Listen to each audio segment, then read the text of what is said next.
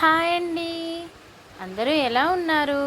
అందరూ బాగుండాలని మనస్ఫూర్తిగా కోరుకుంటూ welcome back my channel Devara healthy vlogs. ఇది సండే వ్లాగ్ అండి. నేను నిన్న మండే వ్లాగ్ పెట్టాను కదండి, సండే వ్లాగ్. సండే నేను vegetable biryani and mutton curry వండానండి. మటన్ అంటే కైమా కర్రీ వండానండి. సో నాకు మార్నింగే లెగ్గానే హాట్ వాటర్ తాగే అలవాటు ఉంది కదండి, నేను వామ్ వాటర్ తాగుతున్నాను. ఈ పక్కన గారెకి పిండి రుబ్బుతున్నానండి. లలన్కి మా హస్బెండ్కి నట్స్ అవి వేసి ఇచ్చానండి. నేనేమో వామ్ వాటర్ తాగుతున్నాను. సో నాకు ఇలా హాట్ వాటర్ తాగడం చాలా ఇష్టం అండి.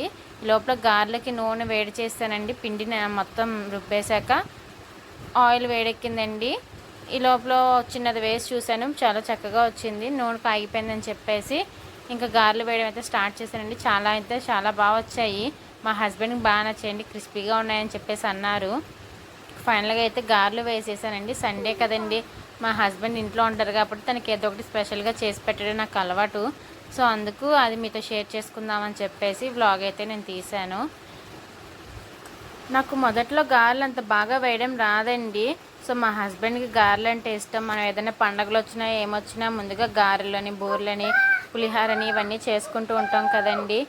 సారీ ఏమనుకోకండి, పక్కన మా లల్లన్ పాప అప్ప అప్ప అని చెప్పేసి అరుస్తున్నాడు. సో నాయిస్ వస్తుంది. లోపల టిఫిన్ అంతా రెడీ చేసేసానండి. గారెలు అయితే నేను చాలా కష్టపడే నేర్చుకున్నానండి. కొంచెం పిండి లాస్ట్లో మిగిలితే దాంట్లో ఉల్లిపాయలు, పచ్చిమిరపకాయలు కలిపేసి నీట్గా చిన్న చిన్న పునుగుల్లా వేసానండి.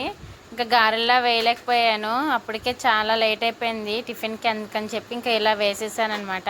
మా హస్బెండ్కి బాగా నచ్చింది. ఫైనల్గా అయితే టిఫిన్ అయిపోయేటప్పటికి చూసారా, మా హస్బెండ్ ఏమో నాకు కొంచెం హెల్ప్ చేస్తున్నారండి. ఈ లోపల కిచెన్ ప్లాట్ఫామ్ మొత్తం నీట్గా క్లీన్ చేసుకున్నాను. నేను ఏదైనా సరే ఫస్ట్ కొంచెం దేవుడికి పెట్టడం అలవాటు అండి. ఇలా గారెలు స్పెషల్గా ఏదైనా చేస్తే కనుక మా హస్బెండ్ దేవుడి పక్కన పెట్టి దండం పెట్టుకుంటున్నారండి, మా లలన హస్బెండ్. ఈ లోపల వాళ్ళు టిఫిన్ చేస్తూ ఉన్నారండి. కర్రీ తాలింపు వేసేస్తే అది అవుతూ ఉంటుంది కదా అని చెప్పి నేను కైమా తెప్పించానండి. కైమా కర్రీ చేస్తున్నాను. నేను చాలాసార్లు చేశానండి. మా లలనికి బాగా ఇష్టం అనమాట. నువ్వేం తింటావు నాన్న అంటే ఫిష్ లేదంటే కైమా అని చెప్పి చెప్తాడండి. మటన్ అంటాడు.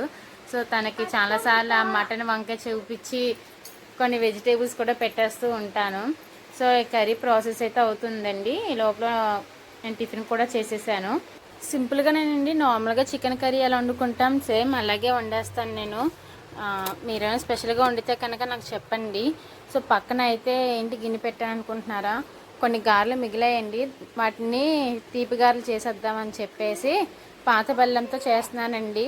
ఇది చాలా హెల్దీ కాబట్టి ఇలా ఆయిల్ ఫుడ్ ఎక్కువ తిన్నట్టు ఉండదు, కొంచెం హెల్దీగా తీసుకున్నట్టు ఉంటుందని చెప్పేసి ఇంకా అలా చేశానండి. సో ఈ లోపల బెల్లం కరిగే లోపల నాకు కర్రీ అయిపోతుంది కదా అని చెప్పి నార్మల్ మసాలాలు అన్నీ వేసి కుక్ చేశానండి.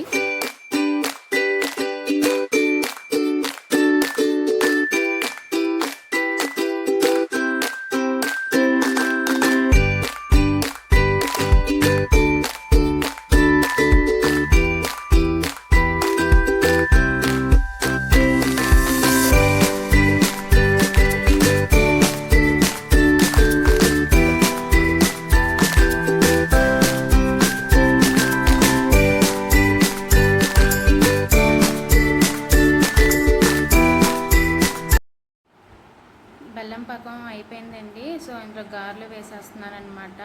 సో గారెలు వేసి బాగా డిప్ చేస్తే దానికి పాకం పట్టేస్తుందండి ఈజీగానే. నేను ఫోర్క్ స్పూన్ తీసుకుని కొంచెం జస్ట్ నాటు పెడతానండి. నాకు మా పిన్ని గారు ఆ టిప్ చెప్పారనమాట. దానివల్ల ఆ బెల్లం పాకం మొత్తం లోపలికి వెళ్ళిపోయి చాలా చక్కగా బాగుంటుందండి. పాకం అంతా గారెలకి బాగా పడుతుందన్నమాట. అందుకు నేను మా పిన్ని గారు చెప్పిన టిప్ని ఇప్పటికి కూడా ఫాలో అవుతూనే ఉంటాను. చాలా టేస్ట్గా, చూడగానే నాకు చాలా ఎమ్మీగా అనిపించిందండి. మా హస్బెండ్ చూసి నీకు పాత బెల్లం పిచ్చి ఏంటో, అన్ని పాత బెల్లం ఏనా అని చెప్పేసి అన్నారు. చాలా హెల్దీ అండి. తర్వాత చాలామంది కైమా కడిగేటప్పుడు ఈ టిప్ ఫాలో అవ్వండి. చిన్న చిన్న ముక్కలుగా కొడతారు కాబట్టి పోయే ఛాన్సెస్ ఉంటాయి. ఇలా కడిగితే పోవండి, చాలా చక్కగా వాష్ చేసుకోవచ్చు. ఇంకా నేను కైమా వేసేసి కర్రీ అయితే వండేస్తున్నానండి.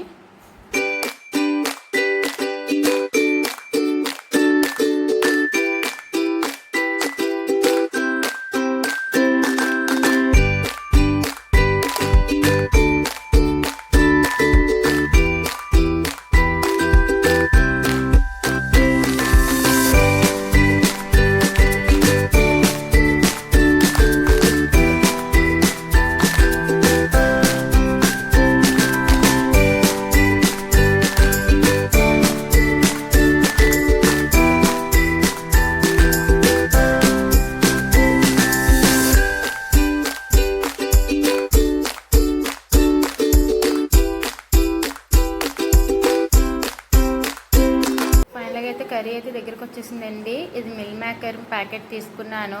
దీని కాస్ట్ 10 రూపీస్ అనమాట. ఇది వర్తే కదండి, 10 రూపీస్. అది చాలా చక్కగా నేను కొన్ని గిన్నెలోకి తీసానండి, అవి కూడా ఇంకా యాడ్ చేసి మీకు ఒకసారి చూపిస్తున్నాను అనమాట. 10 రూపీస్ ఇది ప్యాకెట్.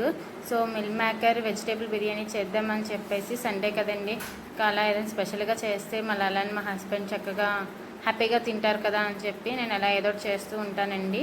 సో మిల్ మేకర్ అయితే హాట్ వాటర్లో వేసేసాను, అవి పెద్దగా అయిపోయాయి, ఉబ్బినట్టు అయిపోయాయి. ఇప్పుడు నేను బిర్యానీ తాలింపు వేసుకుంటున్నానండి. నేను ఎప్పుడు గానుగ నూనె వాడుతున్నానండి ఈ మధ్య. అంతకుముందు వాడేదాన్ని కాదండి, రీసెంట్గానే వాడుతున్నాను గానుగ నూనె. ఒక 6-7 మంత్స్ నుంచి యూజ్ చేస్తున్నాను. సో గానుగ నూనె వాడడం వల్ల నాకు చాలా బెటర్గానే అనిపించిందండి. సో ఒక స్పూన్ నెయ్యి, కొంచెం గానుగ నూనె వేసి తాలింపు అయితే వేస్తున్నానండి. మన బిర్యానీకి ఎలా అయితే వేసుకుంటామో అన్నీ వేస్తున్నాను. వెజిటేబుల్స్ అవి కూడా వేసేసి చక్కగా కలిపేసుకున్నానండి. చాలా చక్కగా మగ్గుతున్నాయన్నమాట. ఇందులో నేను క్యారెట్, టమాటా, బీట్రూట్, ఆనియన్, చిల్లీ వేసానండి. ఇవే వెజిటేబుల్స్ వేసుకున్నాను. దీంతో పాటు మిల్ మేకర్ కూడా వేస్తాను. కొంచెం అల్లం వెల్లుల్లి పేస్ట్ వేసి బాగా వేయించి చేసుకోవడమే.